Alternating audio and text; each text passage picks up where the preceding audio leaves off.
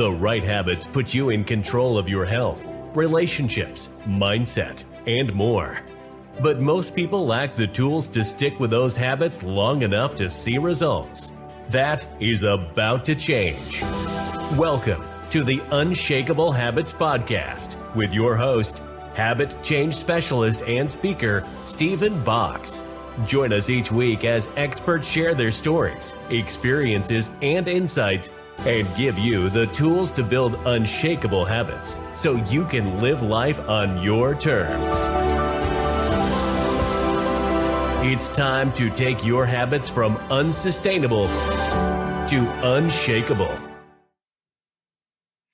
Welcome to another episode of the Unshakable Habits podcast. I am your host, Stephen Box, and I am joined today by Jacob Craig, the author of Inspiring Leaders in Health and Fitness. Jacob, thanks for joining me today, man. Hey, thank you, Stephen. It's great to be on here. I love learning what you're doing, and no, it's great to be on. So thank you so much for having me. Definitely appreciate you being here, man. We're going to jump into your story today, and it's a bit of a unique story from any of the other guests that I've had on the show. But before we do that, I do want to remind our audience about the Unshakable framework. And the purpose of this framework is to help you identify the parts in Jacob's story as he goes through it that helped him to create his unshakable habits. So the first thing is we all need a vision. A vision is different than a goal because a goal is a very specific thing. We oftentimes do not have much control over achieving that thing. But a vision, that's who we are. It's our behaviors, it's our attitudes, it's our thoughts. That's the things that we have control over. So that's what we want to set. The second part of the framework is to build skills. Or if there are already skills that we have, sometimes we just need to remember that we have them and utilize them. And finally, that third part, if you have the skills that need to be built, you have to build them. And the way we do that is through repetition and daily action. So that's going to be our unshakable framework. Just keep that in mind as you hear Jacob's story, because that's what's going to allow you to apply what he's going to share with you today to your own life. So Jacob, tell me a little bit about this book that you wrote, because you took a little bit of a unique approach in writing this book. Yeah. No, unlike what people may think, and people might get turned off just by me saying this, but I didn't, I'm not certified in health and fitness. I don't have a degree in health and fitness. I'm simply somebody who was very, very interested in improving my health and fitness. I'm an engineer by trade, but I decided to, spend my extra time learning on topics of self-improvement. I've always been interested in people in the motivation and success space. And I was getting to a point in my life where I just wasn't comfortable with where I was with my health and fitness. I was, working out a little bit, and, I was running, say 5-6 miles a week, and I thought my diet was okay, but things were just catching up to me. I guess I was catching up to, around 20 years old, and I just noticed my weight was just creeping up.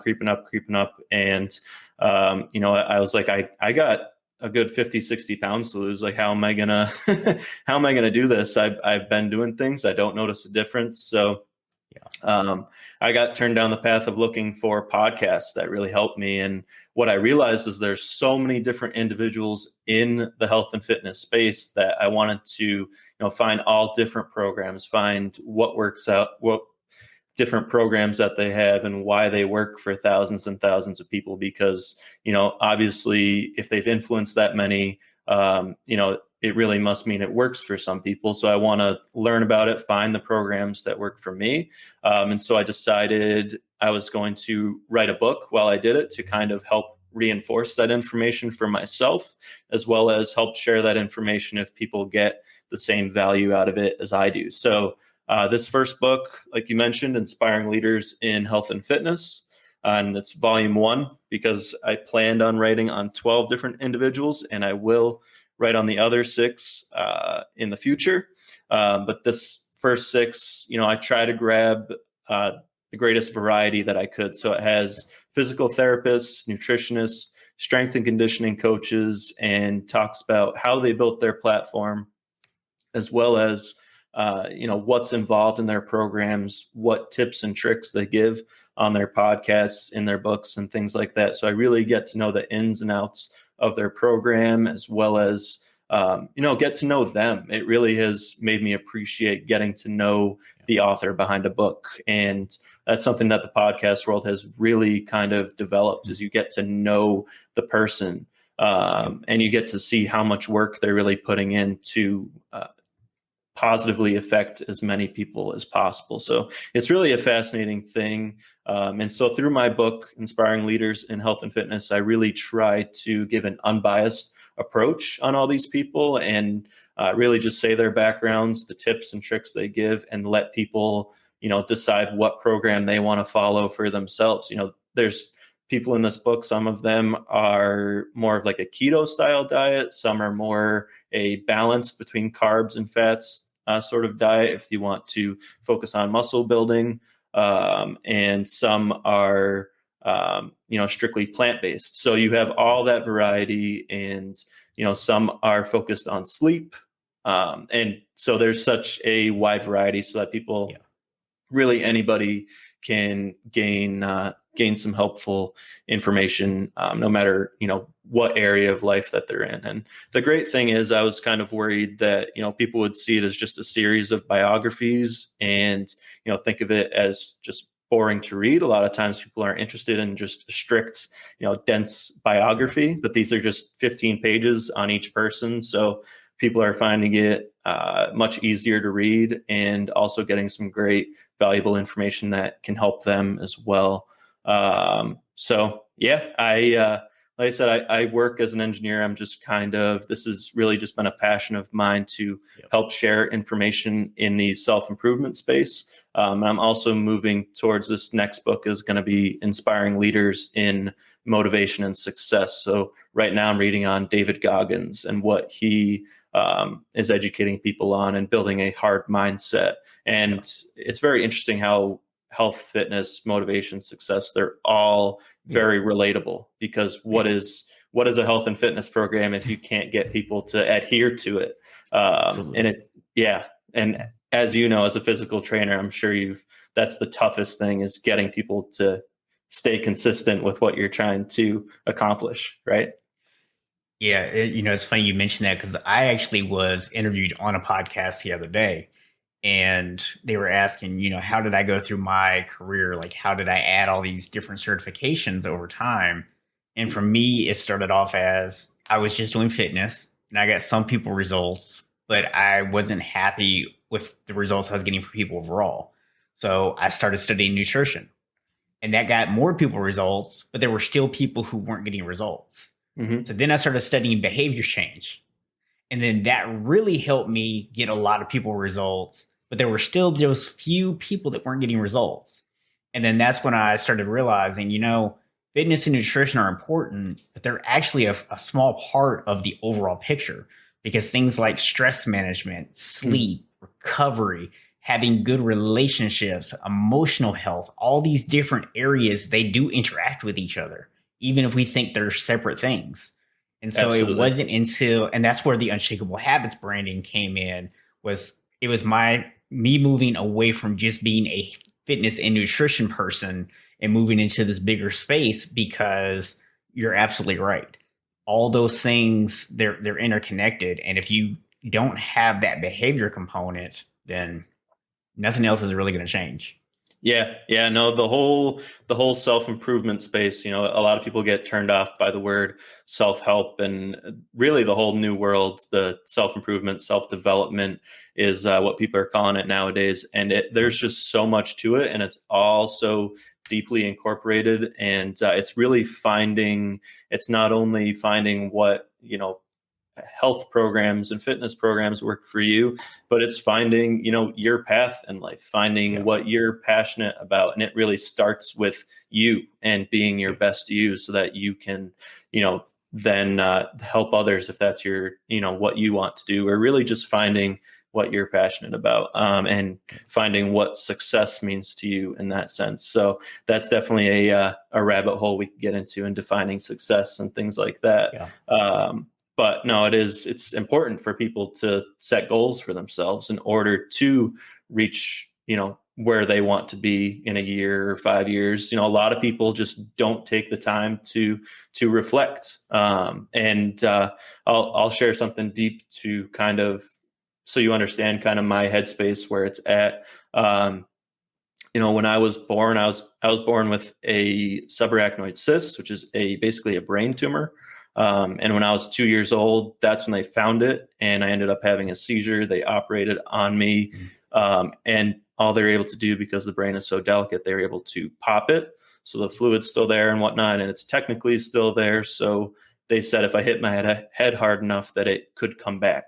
And so I've always had that on my conscious. It's kind of always been kind of a weight there to think about. And to me, it's, life is short. You have to make the most out of life. And to me, when I was growing up, that kind of meant, spending time with friends, family, and enjoying it. Whereas now that I'm grown up and older, it's really trying to make an impact and contribute in the best way that I can. And like I said, it was dealt with when I was younger, but it definitely has had an impact on me. And I'm not saying that everybody needs to have that wake up call, that wake up moment. It's really just having that realization of how important it is to, go down that path of self-improvement and try to be the best you that you can be, so that you can, just be a more positive person in general and start reaching goals for yourself. Yeah. You said something there that I find so intriguing, because, and I've had this happen with a couple of different guests. And so I want to kind of bring some highlight to this. Okay. You talk about how you were born with this tumor, and it's the kind of thing that you acknowledged it, right? It's there. You admitted to the fact that even to this day, it's kind of on your mind. It's something that's had an impact on your life, both positively and negatively. But where your clear mindset shift is from maybe somebody else is you aren't looking at it as a hindrance, right? I mean, you're an engineer. How many people, if they had something that was going on with their actual brain, might say, I'm not smart enough to be an engineer. I have this brain issue. I'm not smart enough to be an engineer, right? But you didn't allow that to hold you back. Instead, you used it as a catalyst to say, you know what? I don't know how much time I have. I might live to be 100. I might not, whatever. So I'm just going to live every day. Mm-hmm. And I think that's something that so often people will overlook, is just that slight shift in perspective change.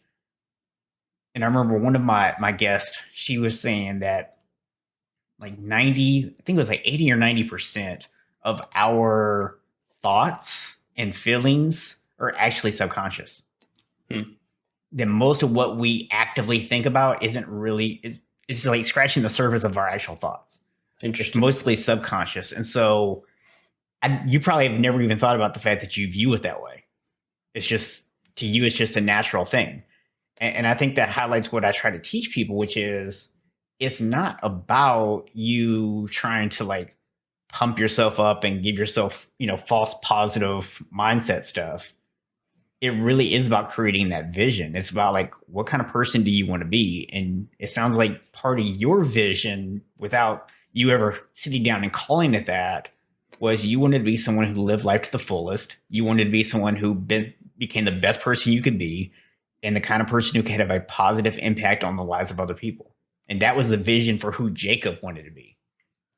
Yeah, you've absolutely hit the nail on the head. And I've actually said that to people is, that's how I live life.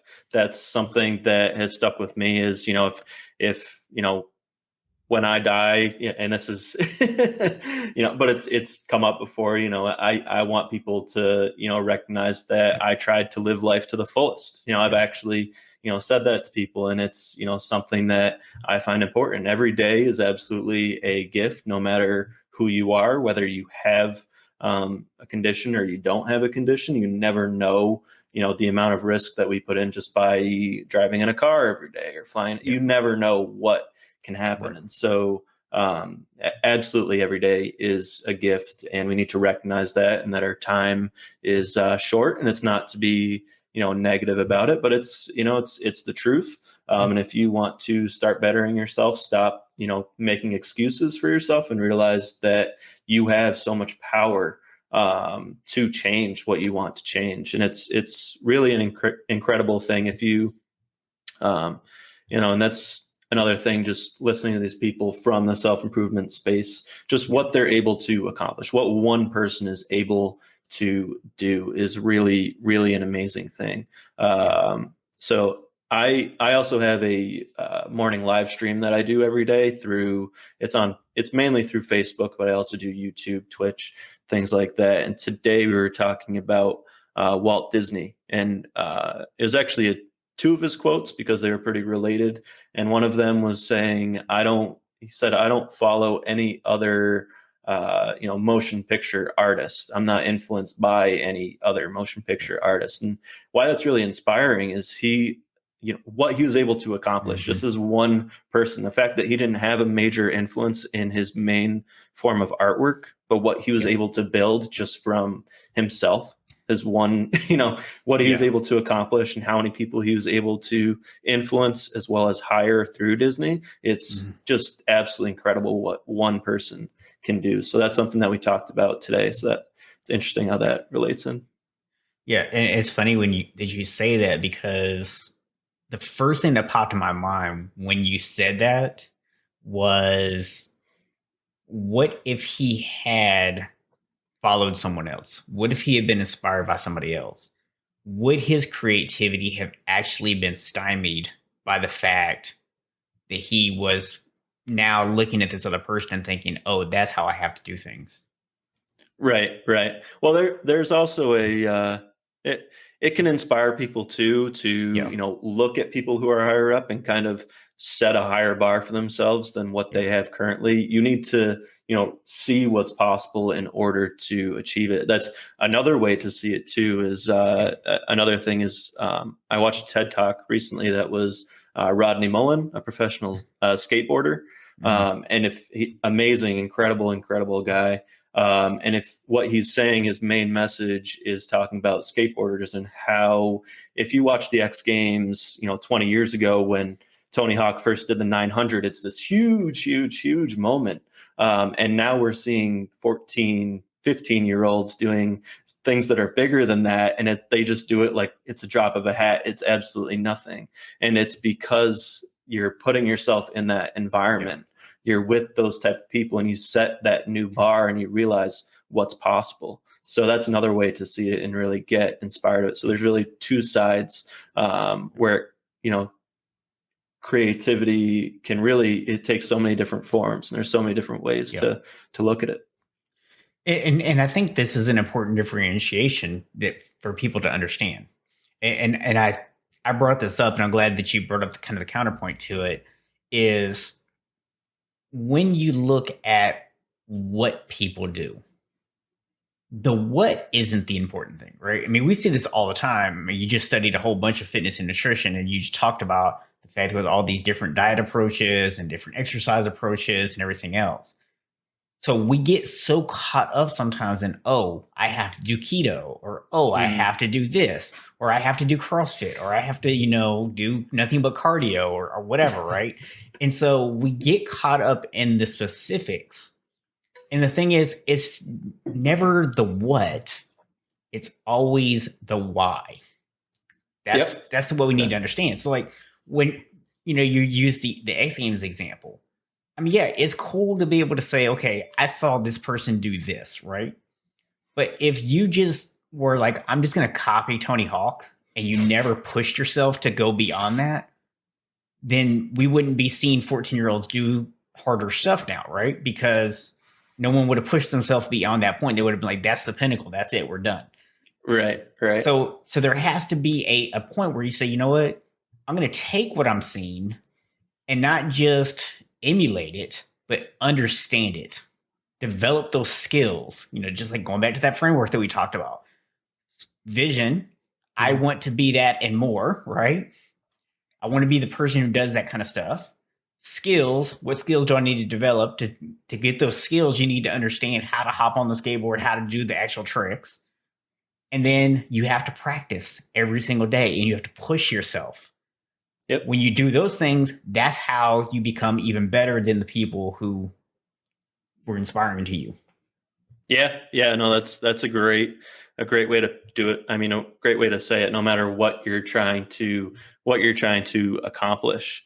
Like when it comes to the book and trying to develop a vision for the book, I really didn't know what the end result would be. And, I could have never imagined, where that I'd be able to develop something like this. And the fact is, it's not just me, it's, a team that I built while doing that. And I never realized, that's kind of the oxymoron of self-publishing. It really takes a team. And that's what I said at the end of my book is, that's the biggest misconception I had going into it, was that self-publishing, I could do it all myself. I could publish a book on 12 people in 1 year. It took me 2 years to publish a book on 6. And it just shows, the amount of work that goes into it and the amount you can invest into it if you want to build the best thing that you can possibly build. And so that takes, vision into skills and figuring out what skills I want to implement and then what skills I want to hire out. And then the attributes of it is, pushing it further than that and developing this platform that I'm trying to develop and making sure, I'm still working to find what exactly works for me. Now I have these tools to be able to, okay, if I want to cut weight, I know what I need to do. If I want to try and bulk up, I have a framework in mind that I could use, and I have all these things that sort of worked for me. And I can also, sort of guide people based on what kind of approach they're looking for, and it's really anything. If they're looking for information on goal setting, if they're looking for information on, anything self-improvement wise, then, I can kind of guide them in a direction of a person to follow, and, just, help them with that realization of self-improvement and how many people are out there trying to give value to you.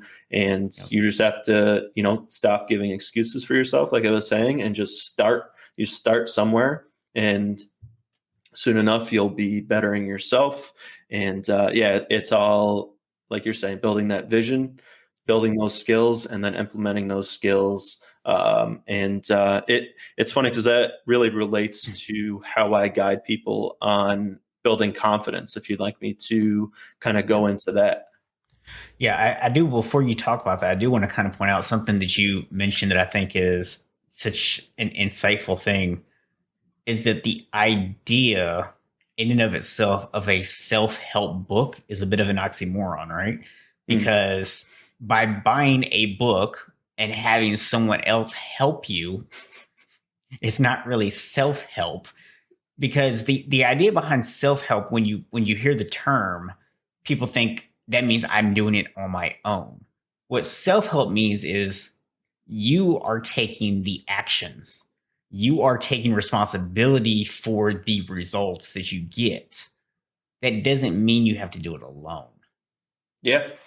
Yeah. Yeah. So I just want to point that out because you brought that up, and that was such a great point that we don't do any of this stuff on our own.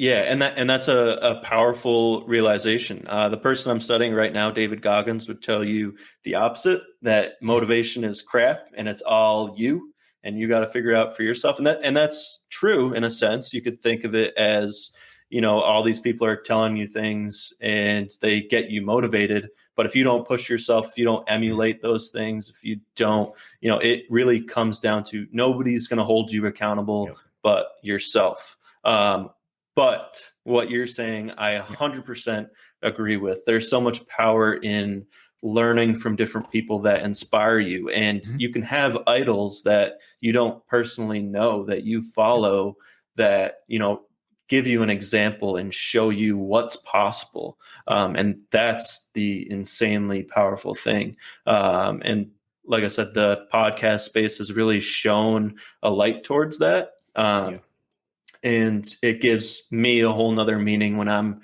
reading a book to really get to know the author. How many times do we read a book or we watch a movie and we don't know the author, we don't know the writer, the director. But if we do know the writer, whether it's a TV show or whether it's a book, we start to look for cues where I see where her comedy came in, or I see where his, his attributes of what I've seen in his other films, or if you know the writer, kind of, their background, and that they're out there and what they're trying to accomplish with their book, with their film. And it really gives a whole nother meaning to entertainment and, the quality of what you're reading and watching. Yeah, it's funny. You mentioned, the whole idea with motivation and self-motivation versus external motivation. And I'm sure that this is going to tie into the conversation you're about to have about the confidence. Because I think what some people overlook is, yes, ultimately motivation has to be internal.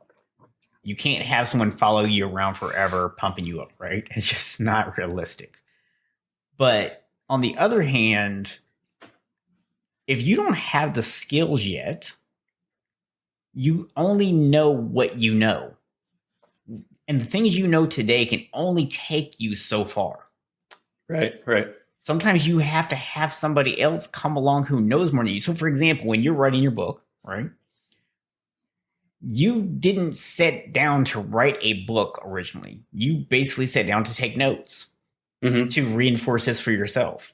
So when you decided to turn it into a book, you had never written a book before, right? This was your first book. Right. So you had no idea what self-publishing looked like. You didn't know how to edit a book. You didn't know how to do any of that stuff. Yep. So how did you kind of go about that process of figuring that out? So that was basically that extra year. Like I said, I could have just jotted things down on paper and basically thrown it up on Amazon as a PDF and said, there you go. Because they're regulations, or what, I don't know the word for it. Their requirements for a book aren't insane. I think it just needs to be 20 pages or something like that. Yeah. But I wanted to develop something that I was proud of, that people could actually take and find quality in. So I did hire an editor. I did find a person to design my book cover, because those are things that are important. I want to give the best quality, and it's not about the product. It's, in turn, being able to give value to people. And if it's not something that people believe is going to give value to them, then they're not going to pick it up. So it's about being able to make that impact. And the better I can present the book. And so what I did is basically spent, like I said, maybe not a year of that time. Well, a year of that time was publishing, but while I was doing that was learning from people, trying to find other writers and reading books on self-publishing through Amazon, and trying, finding what path I wanted to take, what works. And, it's really gone great for me so far. So that's really kind of how I went about that. And so I really need to, even as I'm doing this now, I'm still developing skills. And now now that it's been out for a few months, I've been working on marketing ever since, but also trying to write the next book while doing that. So it's really trying to, and if I'm not producing content, then that's, I never want to get away from, the bare part of it. I'm a writer. That's what I do. I want to keep writing, keep, finding more information that can help people. So I'll never stop doing that, but I also need to build skills in the background to, help make a bigger impact. So there's always things from self-publishing to marketing and things like that I'm always trying to improve on and build skills so that I can be the best author that I can be.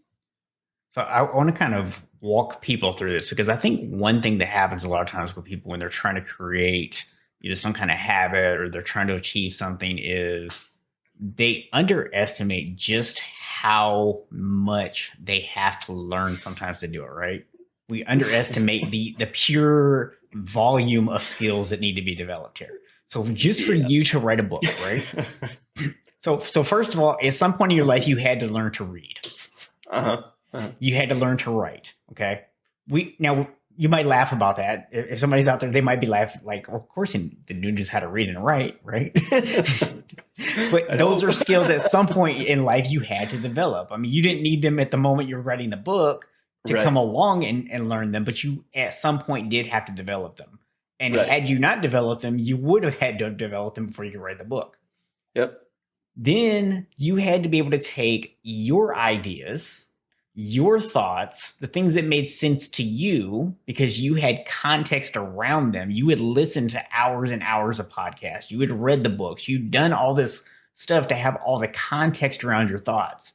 And you had to be able to consolidate into 15 minutes these most important things about these people without all the extra context and make it make sense to your audience. And that is a skill in and of itself. You may have already had it. It may be something you had to develop, but it is a skill that had to be there. Right.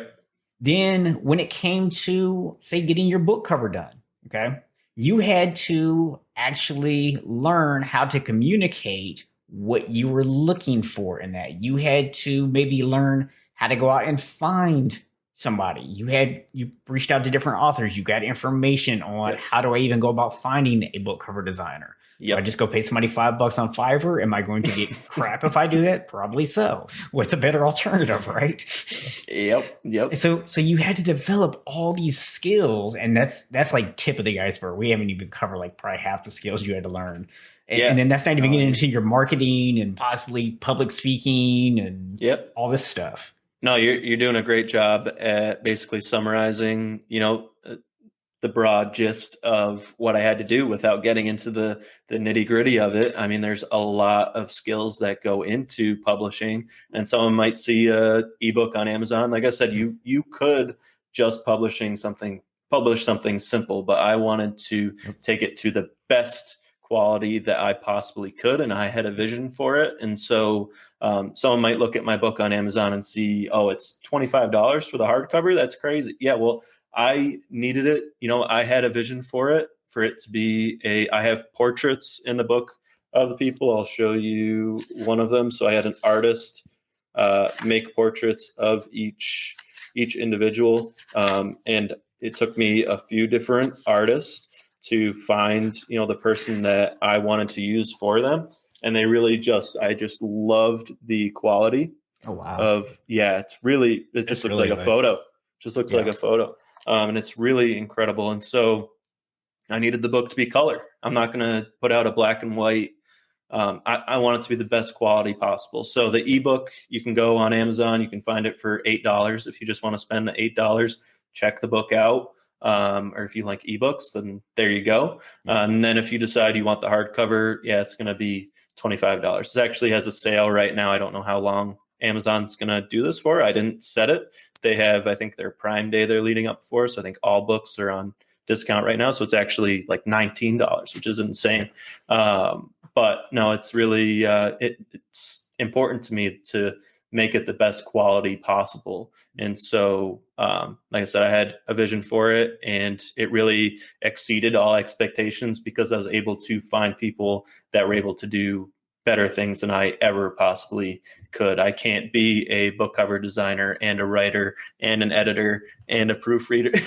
I need, so I had a team of like 40 proofreaders, and you find out how to do this, how to build that community, and how to, it's really a very interesting process. I learned to love the process. It's very different than what I do as an engineer every day. It kind of gives me my, creative side, and also just feeling fulfilled in being able to help people and educate them, and also learning more constantly myself. So it's kind of, getting more into it.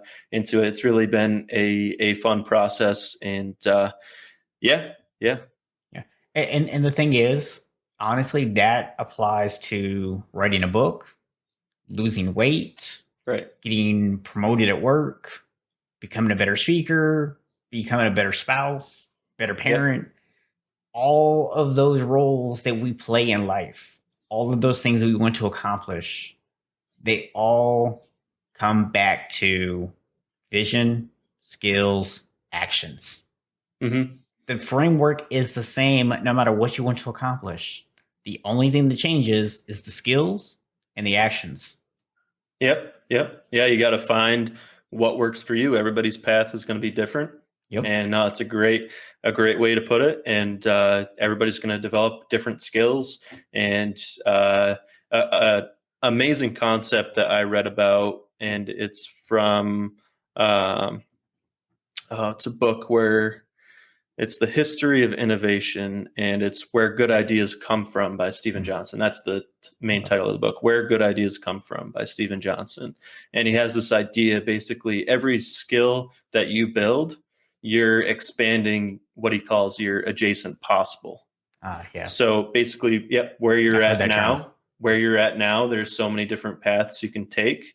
If you learn a new skill, you're opening all these other doors and all these other things you can do that expand what's possible for you. And it's really just a fascinating kind of mind-blowing concept that I love.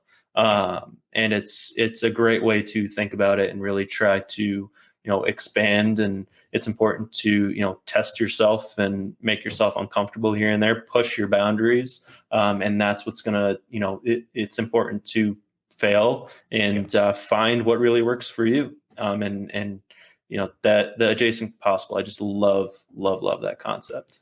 Yeah, it's a great concept because if you spend a lot of time doing interviews like this with people, what you start to hear over and over again in people's story is how they never end up exactly where they thought they would, but almost always you can connect the dots from point A to point B.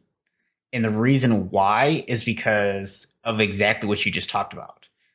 And it's the matter of, I did this thing, and now 2 or 3 other possibilities that are adjacent to that thing opened up, and I decided to pursue one of those. And then when I did that, it opened up several more possibilities. And so there's always going to be a loose connection between the original thing, because the original thing is that's your original vision. That's what you're working toward. But you start to realize there's different paths to getting there. Yeah, it kind of branches your second to your third point, developing new skills and being able to expand what's possible, and then, taking a certain route and getting there.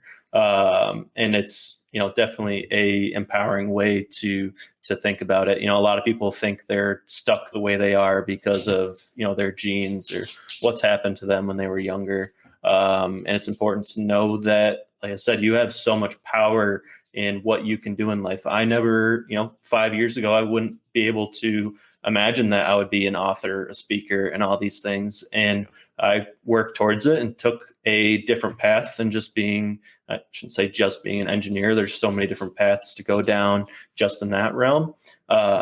But and that's something that has really helped me, just make every year my best year ever, is by exploring that and saying, 5 years ago, I would have never known that I'd have been here, and I'm doing things that I wasn't doing last year. And it really it gives a whole new meaning to life in general. Love it, man. Love it. So one of the most important skills that, at least I think, that people can develop is a mindset skill. Okay. And that is confidence, aka belief. And so that's something you mentioned that you help people with. And I think it's important for the main reason that if you don't believe that something's possible, it won't be. Yep. I mean, because you'll sabotage yourself at the end of the day. So developing confidence is super important. So what is your process for helping people do that? Absolutely. And this was a topic, something that I was thinking of when I was getting ready for one of my morning live streams. Like I said, I go live every morning through Facebook. If you just look me up, Jacob Craig, on Facebook, you can find it. And I just go live and share my morning routine every day. So I just go over a quote with people and we talk about the concept behind the quote. And so a topic of confidence came up one day, and I was just thinking to myself, man, what's really going to help people? What's an implementable tool that can really help them gain confidence? What are the different ways? So what I came up with was a acronym. So I say you got to put in the reps. Okay, there's REP. You need to first start and reflect. And like I said before, a lot of people, the vast majority of people, do not take the time to reflect, to think to themselves where they are at, where they want to be in the next year, 5 years, 10 years, and to sit down and think, what are the areas in my life that I can use improvement on? Nobody does that. So reflection could also mean, it could mean journaling. It could be talking to a friend, a family member. It could be talking to a therapist if you need a therapist. There's so many different ways to think about that, to find where you need to improve and to understand yourself better. So that's reflection. That's the R. And then E is education. So educating yourself through books, through podcasts, and through things like that, obviously, like you were saying, basically knowledge is power. Being able to develop knowledge that's going to help you, not only understand what's possible, but help you find what's going to work for you, what's going to push you to that next level. And then the last part is the P. If you're reflecting and you're educating yourself, that's a great start. But if you're not putting in the practice to get there, then you're not going to go anywhere with it. So you need to implement, what you've learned, and you need to put in the practice every day. And that's what's really going to get you to build that confidence and to get where you want to be. So now this is the funny thing here, because we did not talk about this at all before the show. No. Right? No. So let's back up here for a second. All right. So what is R? Yeah, reflection. Okay. And reflection is what? Recognizing where you are and where you want to be. You could say that's vision. Does that sound kind of like a vision? Yeah, you could say that. Education. Does that sound like skill development? Yeah. You educate yourself so that you can find new tools and new skills. And practice, that sounds kind of like actions, right? So what we've discovered here is we're the same person. We're the same person, yes.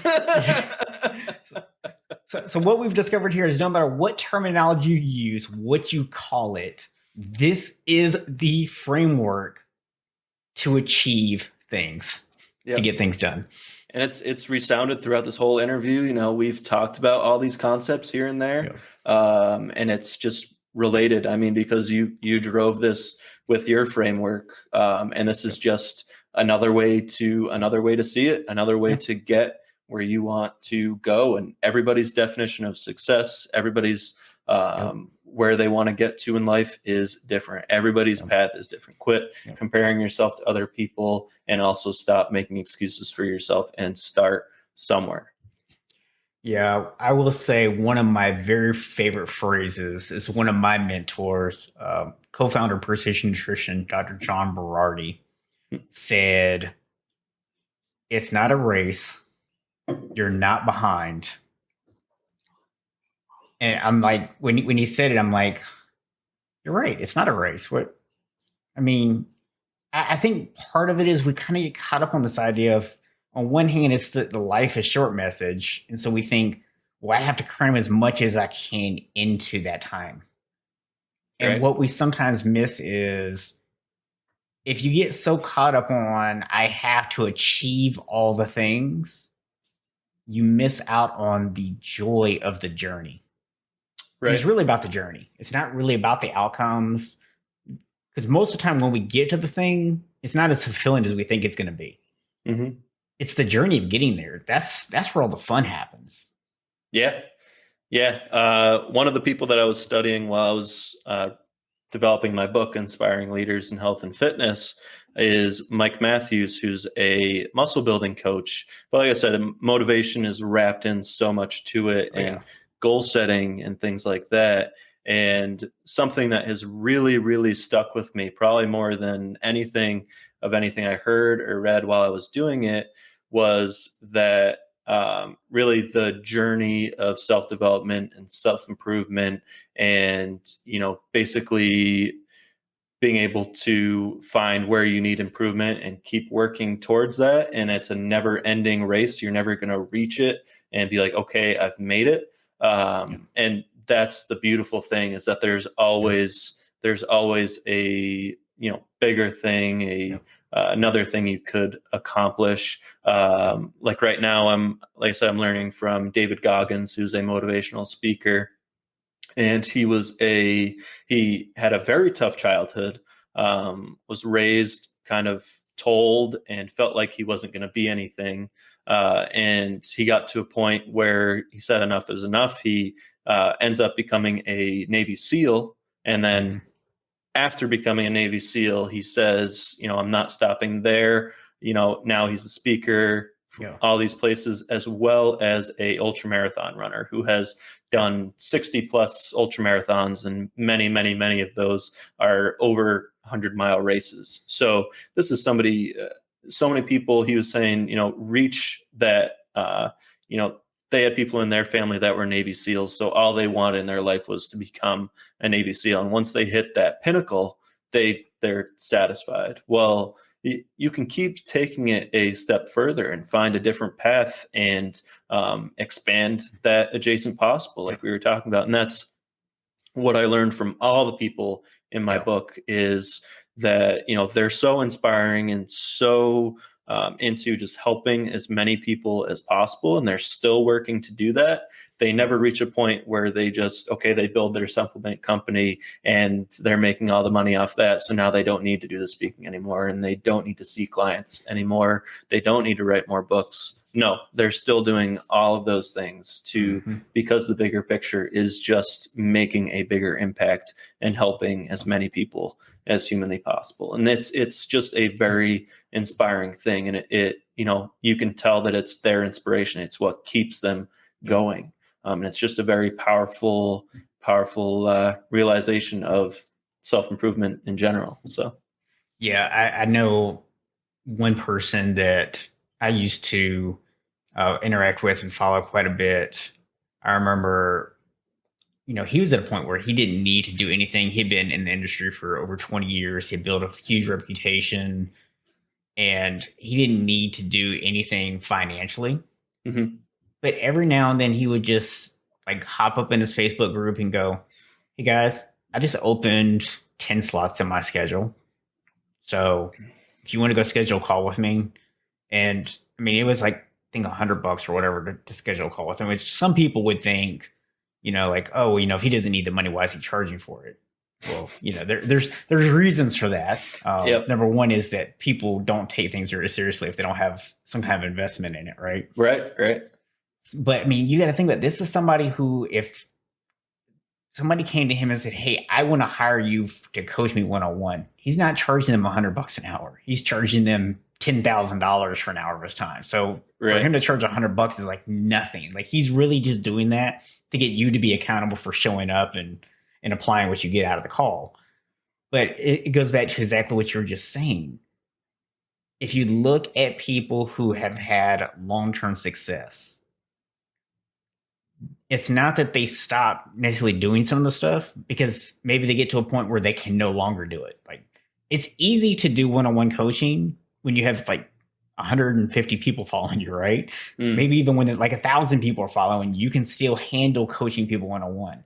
You get to a point where you have 500,000 million people following you. It's impossible for you to still be able to handle coaching people one-on-one and be able to take care of everybody. You literally would be coaching people for the rest of your life. Right.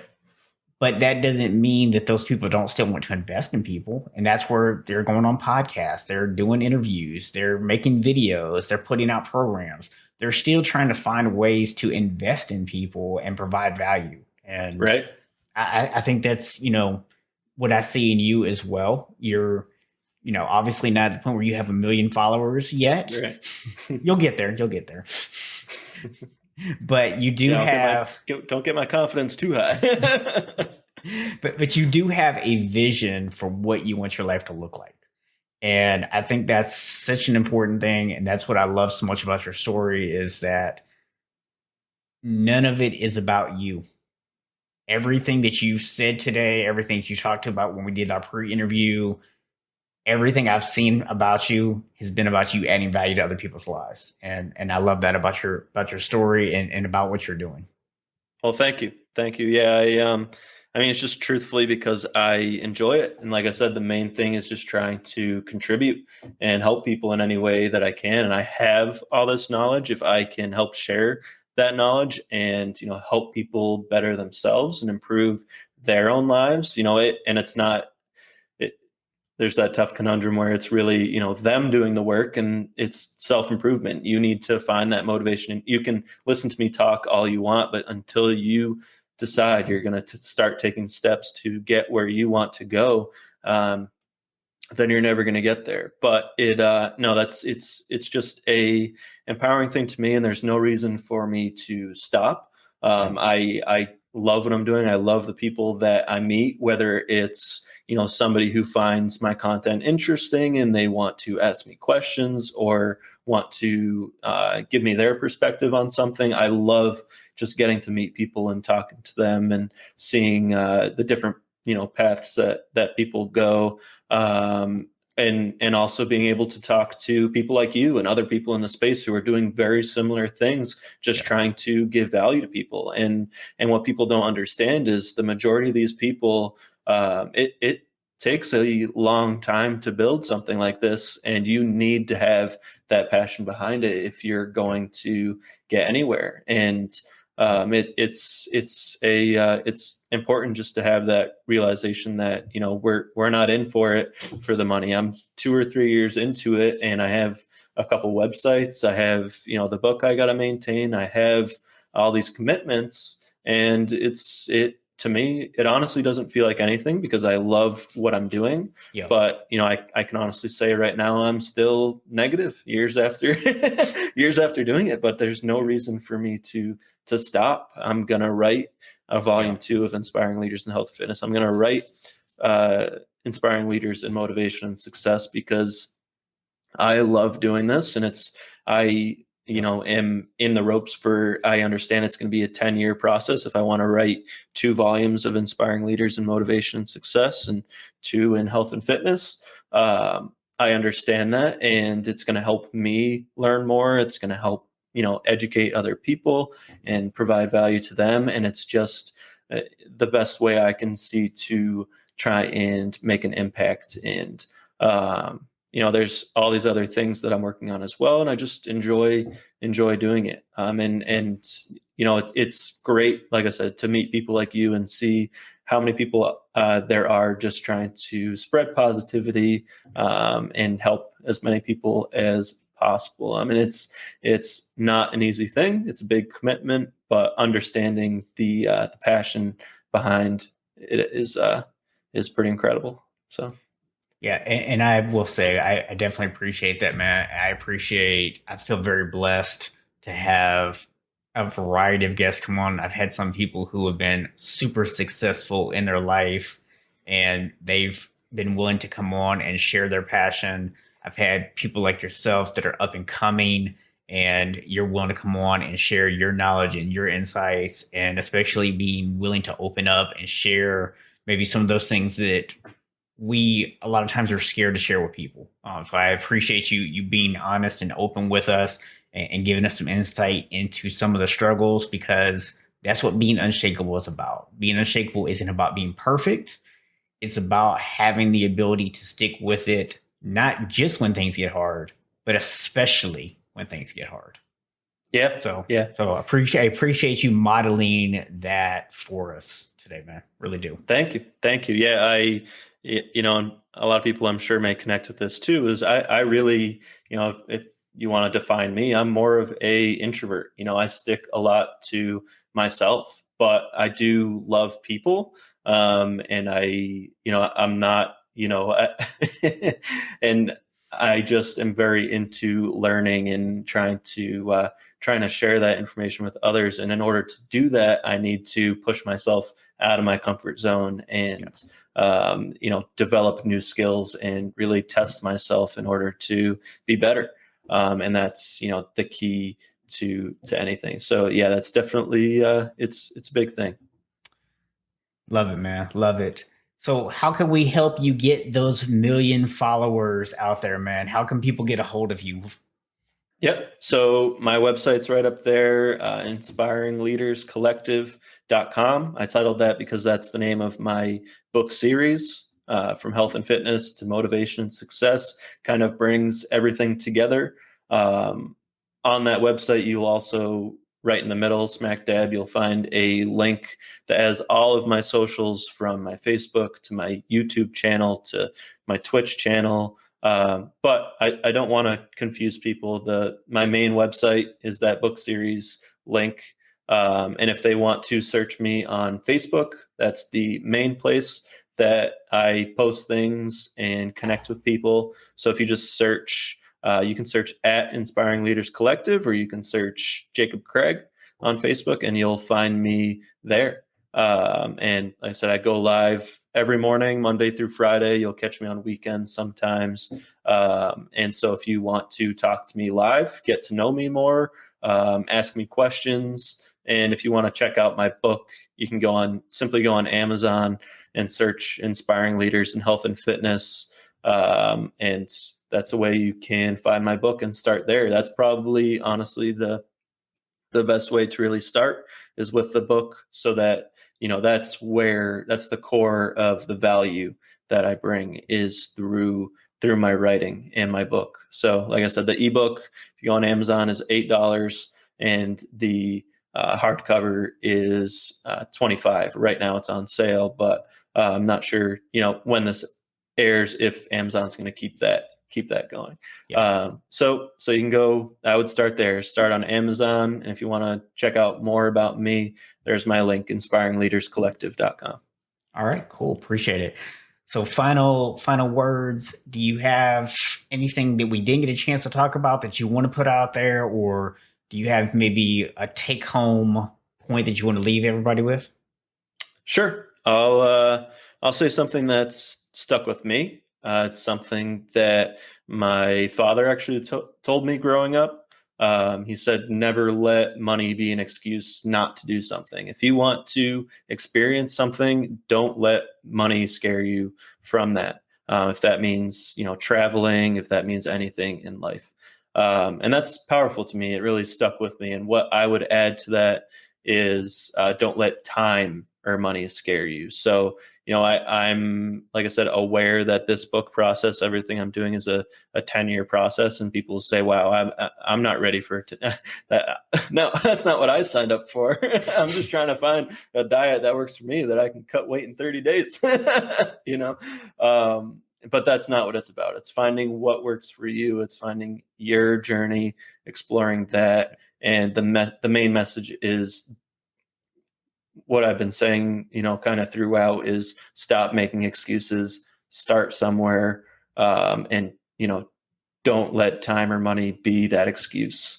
And, that's how you're going to start and find your passion, is if you just, start working. There's also a Dr. Phil quote that ties into that, is, in order to help anybody, you need to help yourself, or you need to, improve yourself so that you can be the best person that you can be. And that's really the starting point. And that's coming from somebody who, his main goal is to help as many people.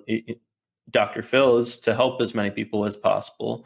And, the fact that it starts with yourself, and realizing it's not only your health and fitness goals, it's your career, it's your relationships, it's everything. Figure out where you need to improve most. Stop making excuses and just start somewhere. Love it, man. Love it. Definitely appreciate having you come on the show today, Jacob. Yeah, it was a great pleasure talking to you, Stephen. I really, really appreciate the opportunity and getting to know more about you and your work. So thank you so much for having me on. My pleasure, man. My pleasure. I just want to remind everyone we will have another episode of the Unshakable podcast next week. And if you want to check out any of our past episodes or future episodes, you can subscribe to us on YouTube by going to unshakablehabits.com/YouTube, or you can find us anywhere that your favorite podcasts are being played. I will see you all back next week. And just remember, you are not meant to be average. You can be unshakable. Thanks for listening to the Unshakable Habits podcast. If you enjoyed this episode and you'd like to help support the podcast, please share it with others, post about it on social media, or leave a rating and review. To catch all the latest, please subscribe at unshakablehabits.com/YouTube or on your favorite podcast app. You can learn more about Unshakable Habits at unshakablehabits.com. Until next week, be unshakable, my friends.